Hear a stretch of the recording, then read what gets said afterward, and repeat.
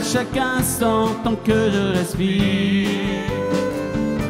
Je te choisirai encore à chaque instant tant que je respire. Encore, encore et encore, encore à chaque instant tant que je respire. Je te choisirai encore à chaque instant tant que je respire. Je t'adorerai. Encore et encore avec Sylvain Framont, une production qu'on a réalisée dernièrement avec Dieu TV, avec notre équipe. Bienvenue à Célébration, on va vivre un culte un petit peu autrement que vous avez l'habitude.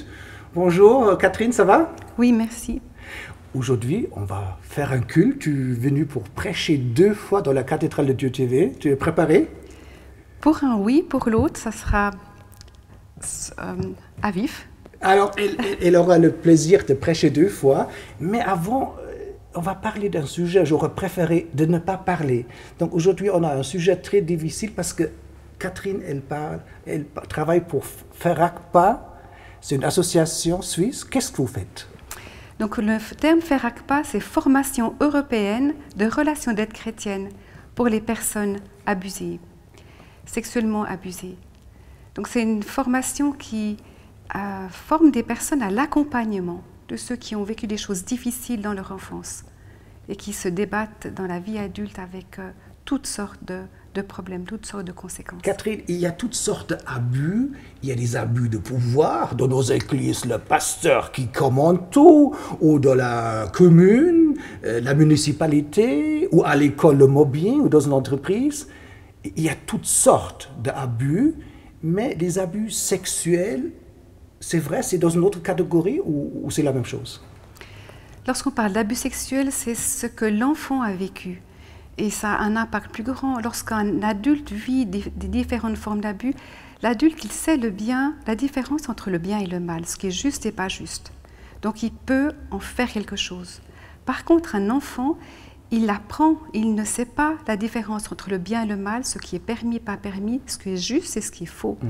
Donc tout ce qu'il va vivre, il va en tirer des conclusions et créer tout un système de valeurs à l'intérieur de lui. Mais il y a aussi toutes sortes d'abuseurs. Ça peut être membre de la famille. Aujourd'hui, on rencontre même des femmes qui abusent des garçons. Tout a changé un petit peu, mais des abus dans la famille, c'est pour le pire pour l'enfant, parce qu'il ne sait pas qu'est-ce qui m'arrive dessus. Oui, la plupart des abus, plus de 80%, l'enfant connaît l'abuseur. C'est bien souvent dans le cadre familial ou dans un cadre un peu plus large, mais l'enfant a créé une relation de confiance.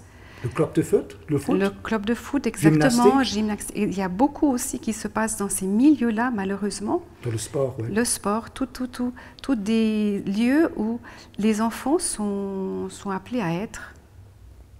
Et c'est des victimes, des gens qui n'ont pas jamais cherché. Et il y a quelque chose qui me tombe dessus, mais c'est quoi qui m'arrive? Et ça peut détruire une personne pour les prochains 40 ans? C'est sûr, nous ne sommes pas égaux face à la maltraitance, face au traumatisme. Mais c'est sûr, pour un enfant, ça va avoir des dégâts énormes dans sa vie. Ça a une atteinte au niveau émotionnel, au niveau psychique, au niveau physique, au niveau spirituel. Et bien sûr, au niveau de sa sexualité. Donc, un enfant ou une victime n'arrive pas à parler.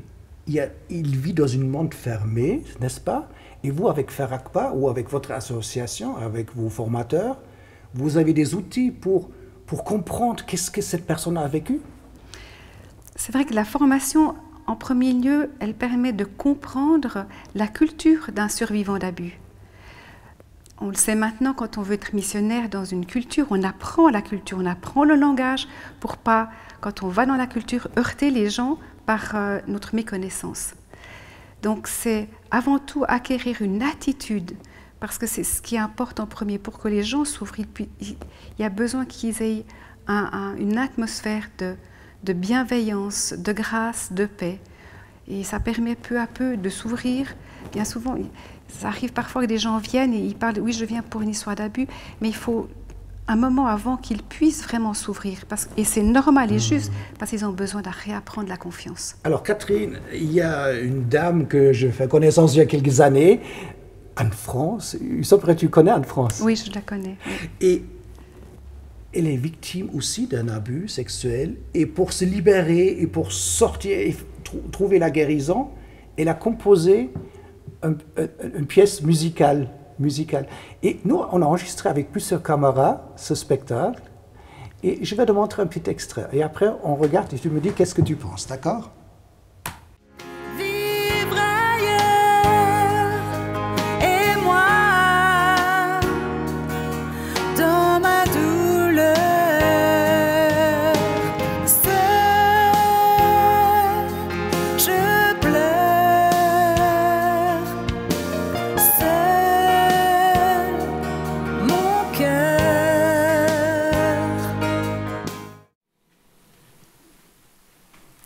Il était une fois un jardin, un joli jardin avec des fleurs et une barrière tout autour. Puis, un jour comme ça, les chants se firent plus discrets, plus rares. Elle sentait bien qu'un secret se tissait. Un matin, défaite par la douleur, sa maman leur annonça à sa petite sœur et à elle que leur papa était parti, chanter ailleurs. C'était comme si la moitié du jardin avait subi une tornade. C'était comme si chaque fleur avait perdu sa couleur. Elle, qui chantait aussi souvent, se mit alors à entonner des refrains mélancoliques. Le froid de l'hiver, au fond de moi, tout se bouscule. Une pierre qui roule et tout s'écroule.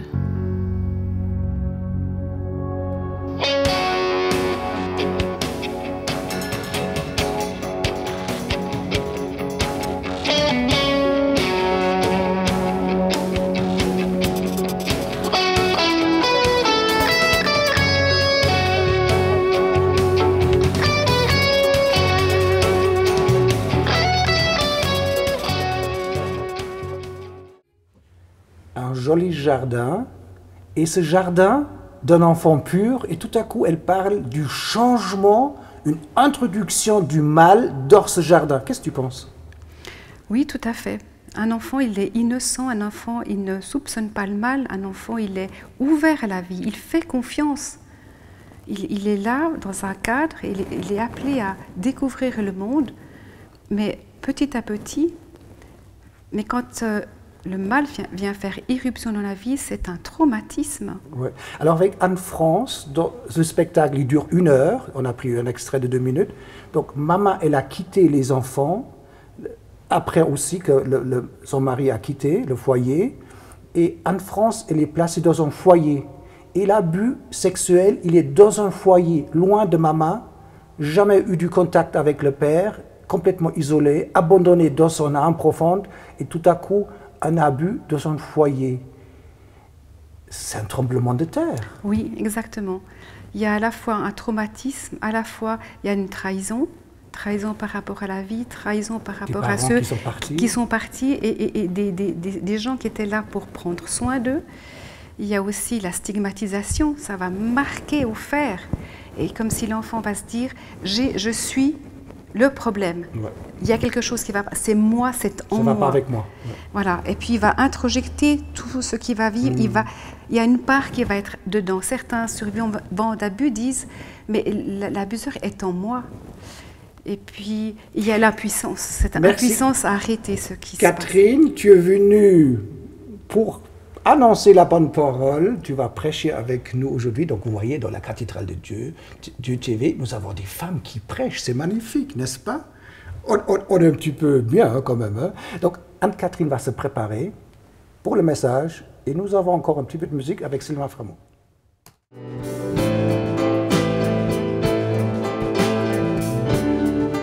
Que tu es grand, que tu es grand, ô éternel, Dieu créateur de l'univers. Tu es grand, que tu es grand, ô éternel, Dieu créateur de l'univers. Jamais tu ne t'habilles, jamais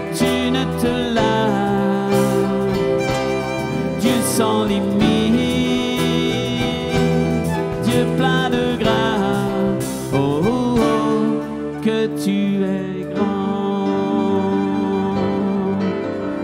que tu es grand, que tu es grand Seigneur. Tu mérites la louange, l'honneur, la gloire, la majesté. Voilà mes amis, j'aimerais partager avec vous un texte ce matin que nous trouvons dans le psaume 85. Les versets à partir du verset 9. J'avais préparé autre chose, mais le Seigneur ce matin m'a dit non, c'est ce texte que tu dois prendre. Et c'était en fin de matinée. Donc du coup, je vais parler sans notes.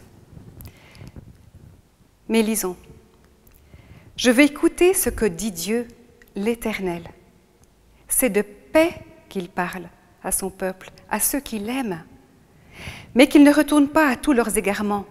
Oui, il va bientôt sauver ceux qui le révèrent, afin que sa gloire puisse demeurer bientôt dans notre pays. L'amour et la vérité vont se rencontrer. La justice et la paix se donneront l'accolade. La vérité germera du sein de la terre. Et la justice descendra des hauteurs célestes. L'Éternel lui-même nous donnera le bonheur et notre pays produira son fruit. La justice le précédera. Elle tracera un chemin devant ses pas. C'est un texte extraordinaire. Pendant longtemps, je me disais, Seigneur, que veulent dire ces quatre parties, ces deux couples? Et un jour, c'est devenu clair. Tout commence avec l'amour. Parce que Dieu est amour. Dieu est le Créateur. Il a créé le monde pour y placer l'humanité, l'homme et la femme. Parce qu'il avait envie de vis-à-vis. Dieu est bon et Dieu nous aime. Et l'amour appelle la vérité. L'amour ne veut pas mettre la vérité de côté, ne veut pas ignorer ou minimiser ou mettre dans une boîte.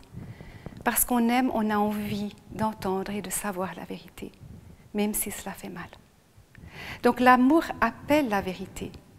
Et parce qu'il y a une atmosphère d'amour, la vérité peut se dire. Elle peut se dire. Il y a certaines vérités difficiles à dire, parce qu'on ne sait pas si on va nous croire, on ne sait pas si on va nous punir. Dans certaines histoires, quand la vérité est sortie, les gens ont été giflés parce qu'on leur a dit « mais tu mens ». Oui, l'amour est prêt à accueillir la vérité. Et la vérité est importante à dire. Dire ce que j'ai vécu, dire ce que j'ai ressenti, dire ce que j'ai pensé dans ce que j'ai vécu. Et parfois, il y a des événements qui ont été très difficiles.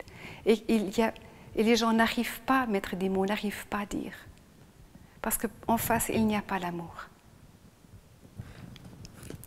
Mais lorsque la vérité peut être dite, parce que des mots ont été mis sur des choses qui avaient été jusque-là mis de côté, oubliées, ça permet à la justice d'entrer.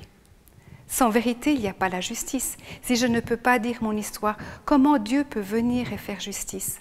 Cette vérité qui vient du fond de moi. Mais la justice, elle vient de Dieu. Dieu vient dans nos histoires. Dieu vient dans les histoires des cabossés. Il vient y mettre la vie. Il n'y a pas de fatalité avec Dieu. Il n'y a pas de fatalisme. Il y a une espérance. Parce que Jésus est mort à la croix. Parce qu'il a payé le prix pour que nous puissions vivre.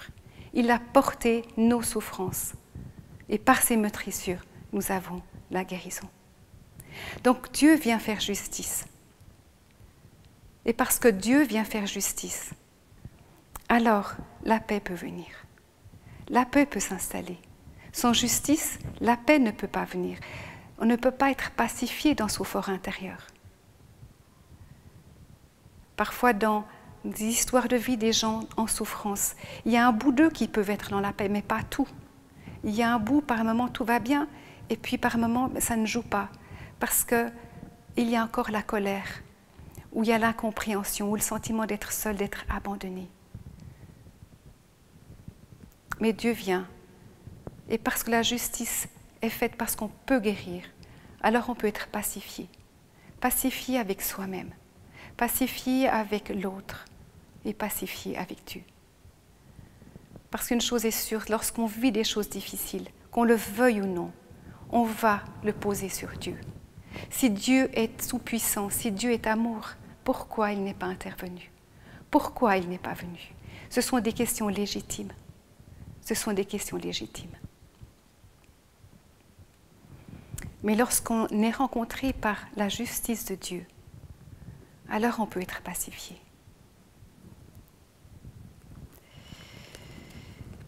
Il est dit que notre pays produira son fruit. Je trouve très beau l'exemple qu'on a eu avec Anne-France, parce qu'elle a guéri et parce qu'elle était en route avec ce Dieu de justice, elle a pu être créative. Lorsqu'on guérit, on peut utiliser notre histoire pour la vie. Elle peut servir à rejoindre les autres en souffrance, ou on peut dire son histoire et ça permet à d'autres de dire « mais c'est mon histoire » et eux enfin aussi oser sortir de l'ombre pour s'exposer à la lumière. L'Éternel lui-même donnera le bonheur et notre pays produira son fruit. Oui, il y a un avant et un après. Comme il y a un avant et un après l'abus ou les abus, il peut y avoir un avant et un après le chemin de guérison et la guérison qui prend racine. Et pour terminer, ce passage dit « La justice le précédera, elle tracera un chemin devant ses pas ». Et cela peut expliquer pourquoi, pour bien des personnes, ils ne peuvent pas s'approcher de Dieu, on ne laisse pas Dieu s'approcher d'eux, parce que justice n'a pas été faite. Lorsque Dieu peut faire justice, ça déblaye le chemin pour que les gens puissent entrer dans une intimité avec Dieu. Combien de personnes se débattent, ils savent que Dieu est bon, ils savent que Dieu veut une relation, mais ils n'arrivent pas à vivre l'intimité avec Dieu, parce qu'il y a encore des choses qui sont là au travers et qui les empêchent de pouvoir vivre l'intimité. Et parfois, les gens ne sont pas conscients, parce que les choses du passé, on les a oubliées. Donc voilà ce que j'avais envie de partager ce matin, ce passage. L'amour appelle la vérité. Et lorsqu'on dit la vérité, alors ça donne l'espace à Dieu de venir pour faire justice. Faire sa justice, mettre la paix, pacifier, réparer, restaurer. Et alors la paix peut venir, on peut devenir des porteurs de paix et d'espérance. Parce que nous avons un Dieu qui est bon, un Dieu qui nous aime. Amen.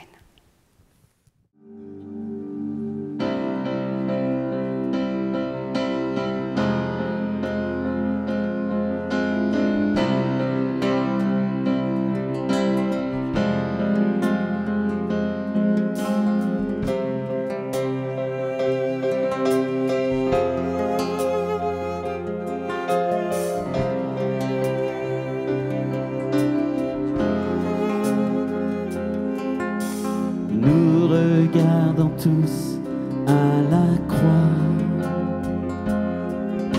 c'est là que tu as tout donné. Par ce sacrifice sur le bois, le monde à jamais a changé. Merci Jésus.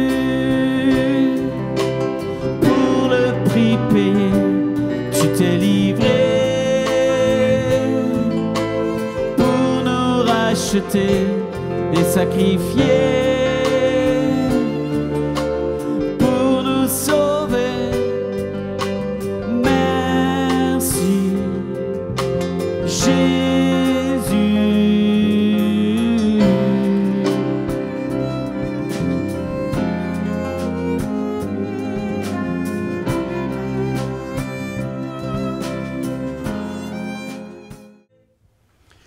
Merci à Sylvain avec son équipe de louanges et on va demander à Catherine de nous rejoindre sur le plateau. Mais quel message tu peux nous rejoindre?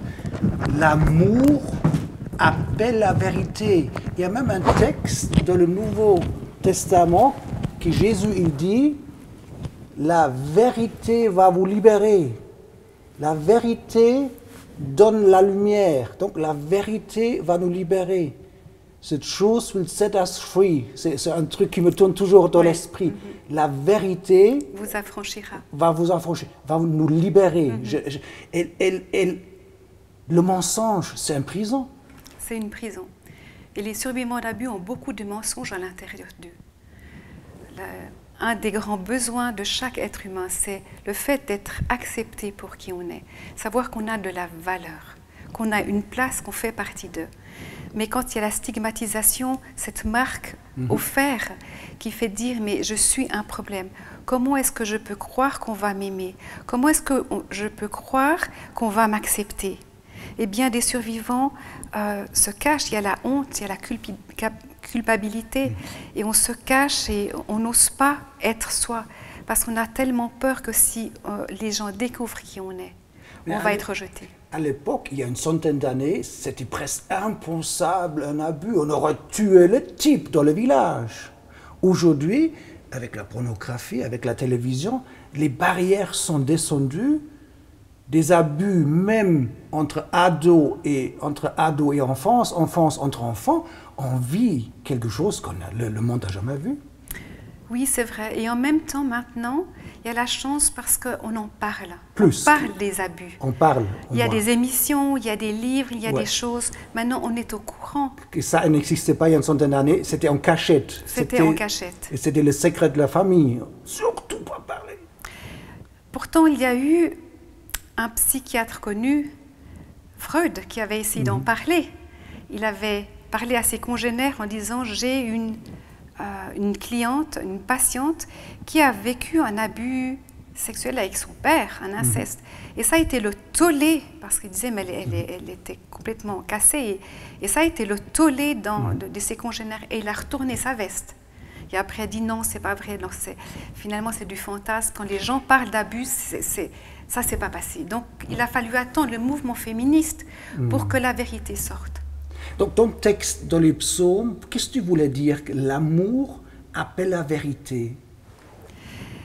Dieu, il aimerait bien qu'on puisse dire les choses. Il ne désire pas que les choses soient cachées.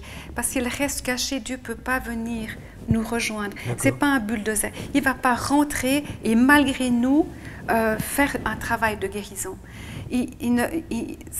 Sa puissance s'arrête à la porte de notre cœur. Il a besoin de collaboration. Il a besoin qu'on puisse se dire. Et on reconnaît que ce n'est pas tant ce qui est arrivé chez l'enfant qui va amener des conséquences dans la vie adulte, mais le fait qu'il n'y a pas eu de validation. Que l'enfant, même s'il a parlé et on lui a dit on ne le croit pas, il va ravaler. Et si on valide, oui, j'entends ce que tu as vécu et je te crois, et de remettre vers justice en disant tu n'es pas responsable, remettre la vraie responsabilité sur le dos de celui qui a abusé, ça permet de mettre de l'ordre. Et c'est parce qu'il n'y a pas eu ces choses-là faites, il n'y a pas eu la validation, que les gens restent enfermés dans leur prison.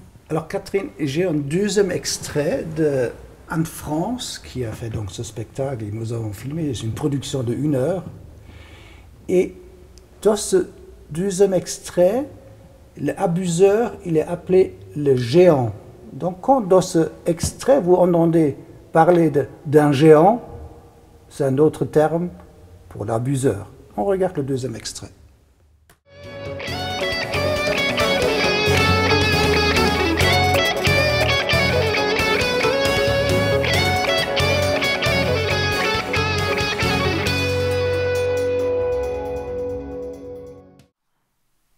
C'est alors que son cœur éclata, comme sous l'effet d'une pression trop longtemps contenue et qui devait sortir, quand bien même son entourage lui offrait toutes les raisons d'être heureuse.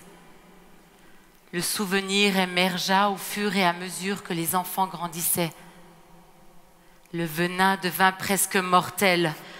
Elle n'avait jamais compris ce qu'avait fait le géant, avec son corps énorme, ses mains encombrantes et ses cheveux ébènes. Tout revint dans sa mémoire comme un cortège morbide. L'herbe jaunit et les fleurs cessèrent de pousser. Le géant, comme un ogre, s'abattit sur elle tel un rapace sur sa proie. Ses mains ressemblaient à des griffes acérées. Ses cheveux, trop longs, filasses, étaient comme autant de liens qui la maintenaient encore unie à lui. Et ce corps, si lourd, si pesant, qui l'empêchait de respirer, qui l'asphyxiait de l'intérieur. Elle ne pouvait pas hurler. Peu à peu, elle comprit son cauchemar. Sa mère avait dû partir pour soigner sa maladie. Son père n'était pas là. On l'avait placé dans une maison d'accueil. Et c'est là que l'ogre avait pris son corps, son âme, son esprit. Tout revenait. Peu à peu, elle comprit pourquoi la crainte, la peur toujours et encore, la nuit angoissante, terrifiante, c'était la nuit.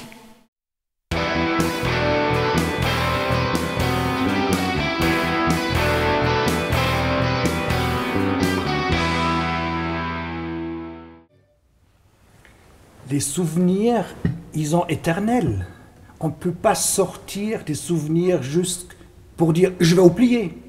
Donc comme avec Anne-France, mariée, des enfants, et un moment à l'autre, son passé, elle vient comme une plaque de béton et ça la tombe dessus. Les souvenirs des cauchemars la nuit, peut en sortir? Il y a un chemin pour sortir? Oui, il y a un chemin pour s'en sortir. Et ça commence justement par prendre conscience qu'il y a quelque chose qui ne va pas. Et vous voyez, dans son histoire, elle a pu se dissocier de son histoire, oublier quelque part. L'amnésie, c'est une dissociation de l'événement. Mais néanmoins, le corps, lui, n'arrête pas. Il y a une mémoire du corps qui reste. Et pour elle, il y a eu des éléments déclencheurs qui ont fait que tout à coup, elle a reconnecté avec ce passé qui lui est revenu à la figure.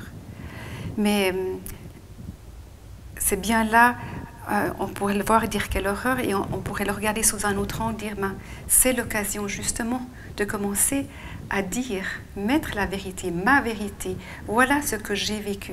Pas seulement le vivre la nuit dans les terreurs, pas seulement le vivre toute seule, cachée, mais de pouvoir l'amener devant témoin et dire, voilà, j'ai vécu certaines choses. Et ton premier message, elle va prêcher dans un petit moment un deuxième message, mais ton premier message, la vérité et la justice, c'est ensemble. Il faut mettre la vérité, dire, prononcer, et après, il faut le moment de justice. Après, cette vérité, quand elle est dite, on peut appeler Dieu dans la justice. Là, je parle de cette justice spirituelle, la justice qui vient de Dieu. Parce que parfois, la justice humaine... mais quand les choses sont sont très loin, elle ne peut pas faire son travail jusqu'au bout. On en a besoin aussi. C'est important de pouvoir aller dénoncer, c'est sûr. Catherine, le Nouveau Testament nous dit que les humains, on a un petit peu une trinité. Il y a l'esprit, il y a l'âme et le corps. Donc on a une trinité quelque part. Hein? On peut utiliser d'autres mots, mais quelque part c'est une trinité. Il y a l'esprit, notre âme, les émotions et notre corps physique.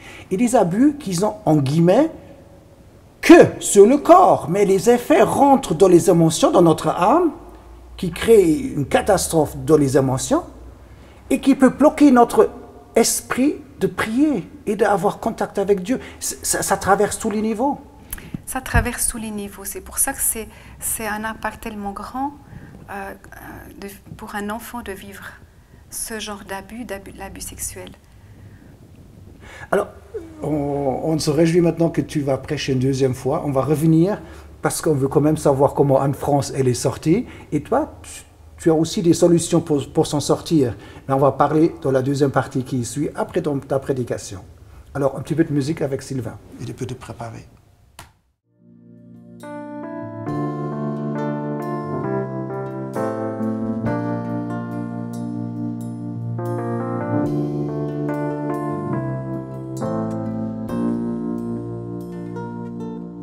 Je veux faire de ta présence mes délices.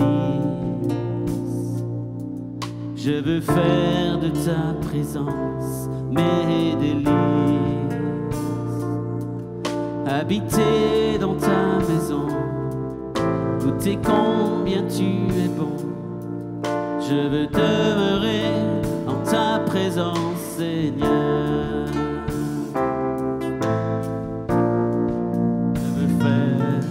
Je veux faire de ta présence mes délices. Je veux faire de ta présence mes délices, habiter dans ta maison, goûter combien tu es bon. Je veux demeurer en ta présence, Seigneur. Pour ce deuxième texte, j'aimerais vous inviter à prendre l'évangile de Marc au chapitre 10, les versets 17 à 22. J'ai intitulé ce partage « Des yeux pour voir le beau et le bon dans l'autre que nous croisons ». Donc Jésus est dans le territoire de Judée et après avoir prêché à la foule, il est sur le point de partir à Jérusalem. Comme Jésus se mettait en chemin, un homme accourut et se jeta à genoux devant lui. « Bon maître, lui demanda-t-il, que dois-je faire pour hériter la vie éternelle ?» Jésus lui dit, « Pourquoi m'appelles-tu bon? Personne n'est bon, si ce n'est Dieu seul. Tu connais les commandements. Tu ne commettras pas d'adultère, tu ne commettras pas de meurtre, tu ne commettras pas de vol, tu ne te porteras pas de faux témoignages, tu ne feras de tort à personne. Honore ton père et ta mère. » Il lui répondit, « Maître, j'ai respecté tous ces commandements dès ma jeunesse. » L'ayant regardé, Jésus l'aima. Il lui dit, « Il te manque une chose. Va vendre tout ce que tu as, donne-le aux pauvres, et tu auras un trésor dans le ciel. Puis, viens et suis-moi. » Mais l'homme s'assombrit à cette parole et s'en alla tout triste, car il avait de grands biens. Jésus le regarda et l'aima.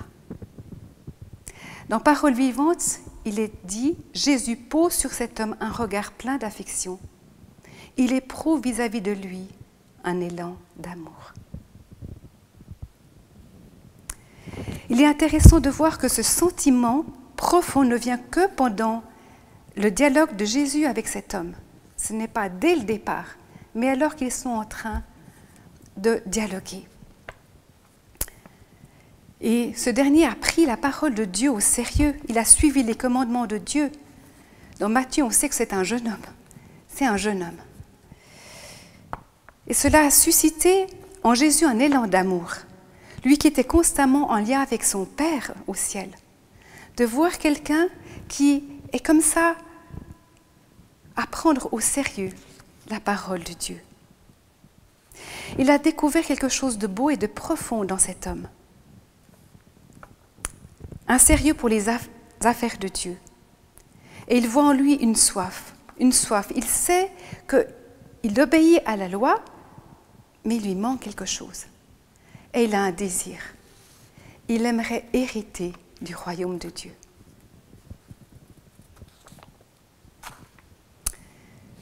Comment est-ce que vous regardez les personnes que vous côtoyez, que vous rencontrez, avec qui vous travaillez, votre voisin, ou quiconque, les gens de la famille.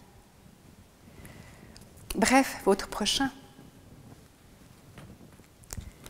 Est-ce un regard qui ne voit que ce qui ne va pas, ce qui manque, ce qui n'est pas très chrétien? Ou est-ce un regard empreint d'amour?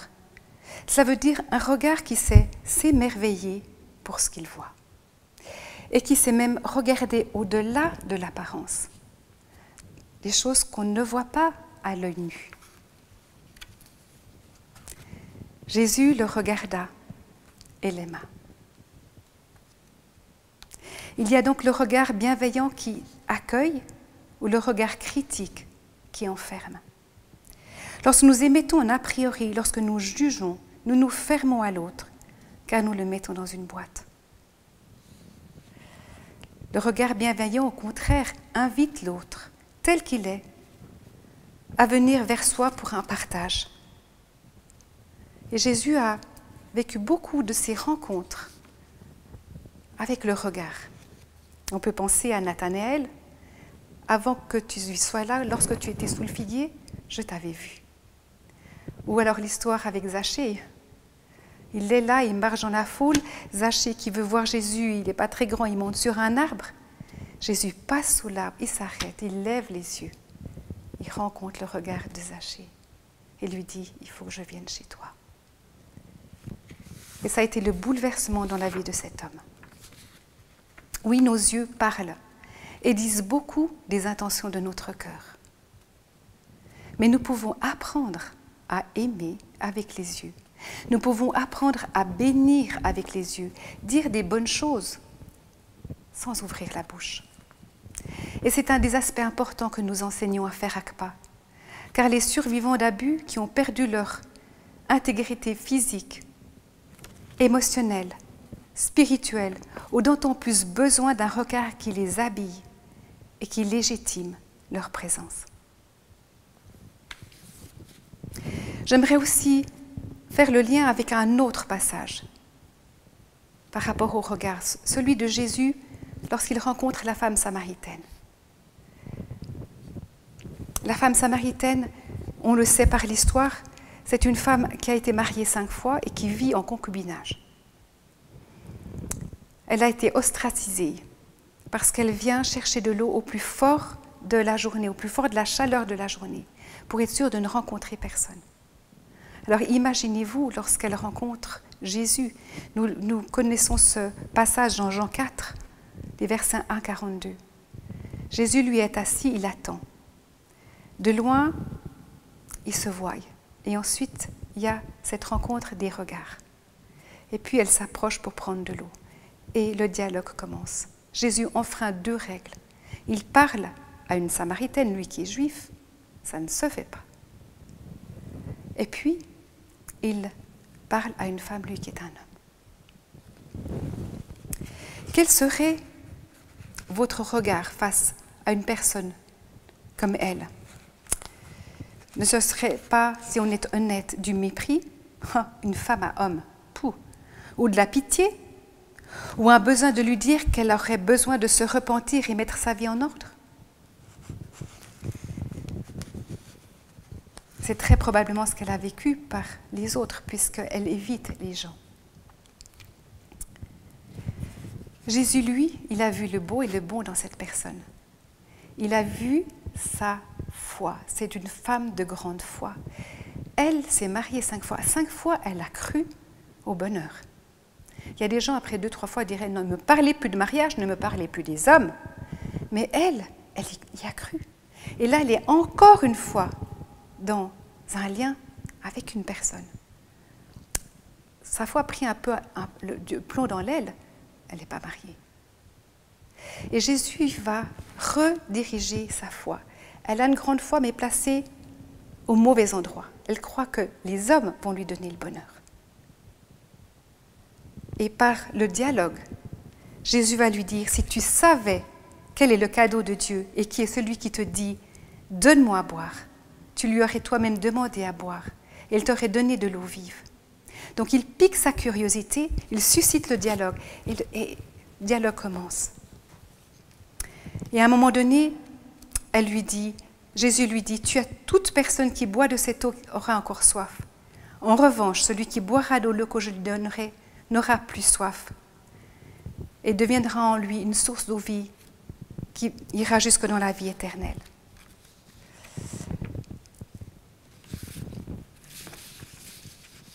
Et cette femme va par la suite croire que Jésus est aussi le Messie. Elle va être la première évangéliste ou la première missionnaire. Et grâce à elle, tout ce village qu'elle évitait va venir à Jésus et se convertir. Ne voudriez-vous pas vivre ce genre d'expérience? Un regard, une sollicitude qui puisse aider les personnes à reconnecter avec leurs dons et puis à les faire vivre de la bonne manière. Chers auditeurs, chères auditrices, nous pouvons tous avoir cette qualité de regard, plein de grâce et de paix, en demandant à Dieu de transformer nos cœurs et nos pensées à l'image de Jésus. C'est dans notre cœur à cœur avec le Seigneur, l'Esprit, que nous pouvons développer ce regard qui transforme et donne la vie. C'est ce que je vous souhaite et ce que je nous souhaite. Amen.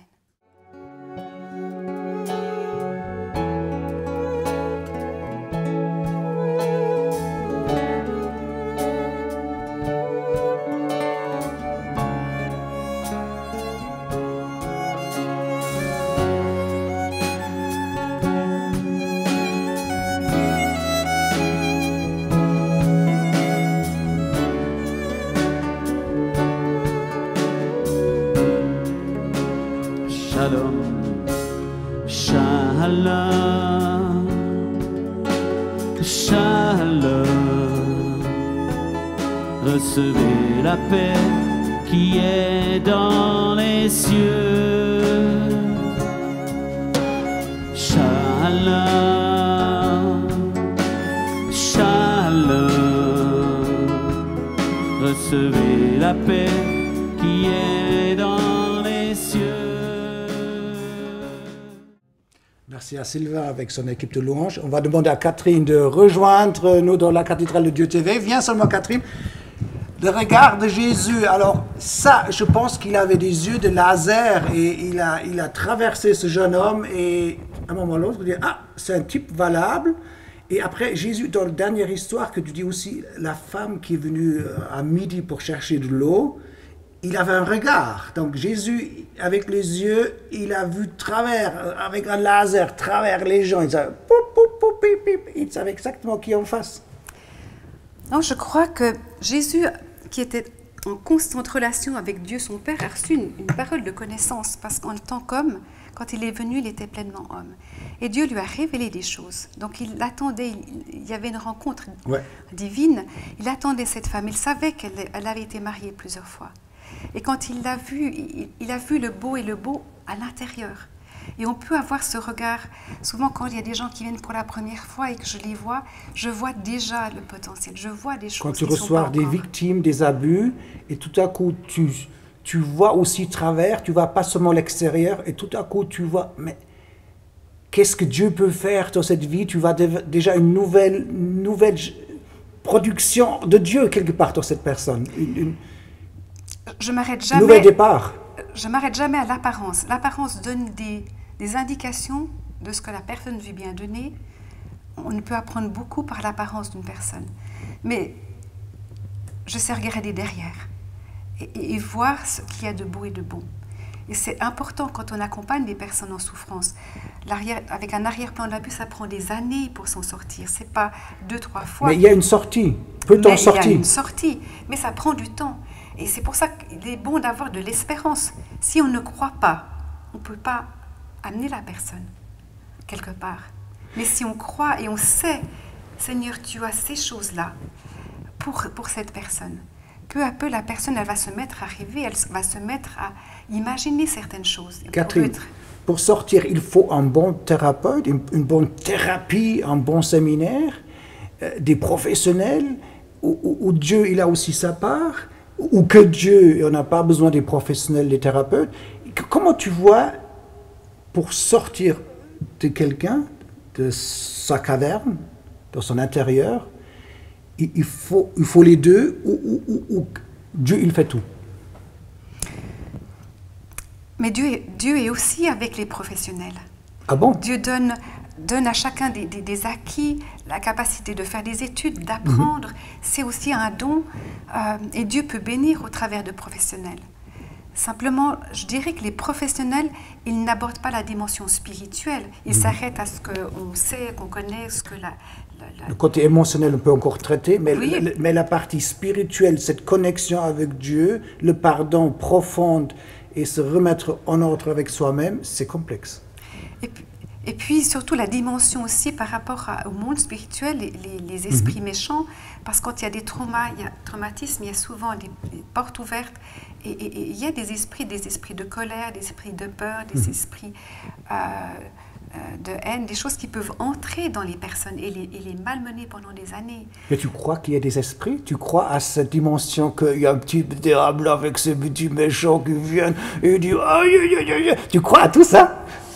Alors c'est sûr, Ouais. je suis infirmière, je crois en la science, mais avant tout, ma référence première, c'est Ouais. la parole de Dieu. C'est sur ça que je m'appuie pour l'accompagnement. Et c'est la Bible qui me donne aussi l'espérance et la foi de croire que Dieu peut faire moi ce que je ne peux pas faire. Je ne peux pas guérir les gens. Mais Dieu, il peut les guérir, il peut les rejoindre. Je peux te montrer la troisième partie de Anne-France, ce troisième extrait. Il semblerait qu'elle a fait une expérience un petit peu spéciale, une expérience divine. L'oiseau disparut. Elle vit au loin une porte, mais n'osa pas s'approcher pour l'ouvrir. C'est pas qu'elle n'en avait pas la force, mais elle était apeurée. Qu'est-ce qu'il y avait derrière? Soudain, une autre chanson commença. Et là, d'un coup, elle agrippa les mains de l'homme en blanc. Elle serra fort pour ne plus jamais les lâcher. Elle pleura longtemps, si longtemps, car l'homme, il lui chantait. Ne te laisse pas, ne t'abandonne pas, on prend soin de toi, on s'occupe de toi, on ne te laisse pas, ne t'abandonne pas, on prend soin de toi, on s'occupe de toi.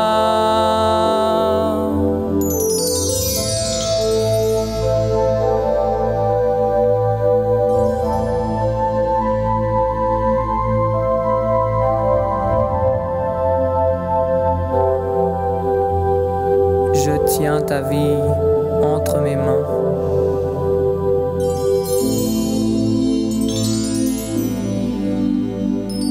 C'est alors qu'elle sentit son corps comme arraché des mains du géant. Les complaintes de la solitude, de la honte et de la culpabilité furent noyées par les torrents de larmes qu'elle déversait. C'était comme si ce manteau, trop longtemps porté, s'en allait enfin, alors qu'elle serrait les mains de l'homme et que ses larmes coulaient encore et encore pour aller rejoindre toutes celles qu'elle avait déjà versées. Est-ce que c'est possible que cette lumière peut faire une différence ou c'est juste une jolie vidéo? Non, c'est clair, Dieu est lumière et il vient, et quand il vient, les ténèbres doivent partir. C'est pour ça que je dis que c'est tellement un privilège en tant que conseiller en relation d'aide, lorsqu'on est avec des personnes et on prie et que Dieu intervient, on est aux premières loges pour voir ce que Dieu fait. Il se passe des choses en profondeur, les gens sont touchés et il y a un avant, il y a un après. Parce que le souvenir, la mémoire, elle n'est plus aussi intensément, il n'y a plus la noirceur dedans. Ça restera un souvenir. Ça fait partie de ma vie, mais il y a une distance. Mais il y a un changement parce que la lumière est venue. Et ça, tu as vécu avec Ferakpa, ça, tu as vécu avec tes collègues qui font justement cette aide aux gens.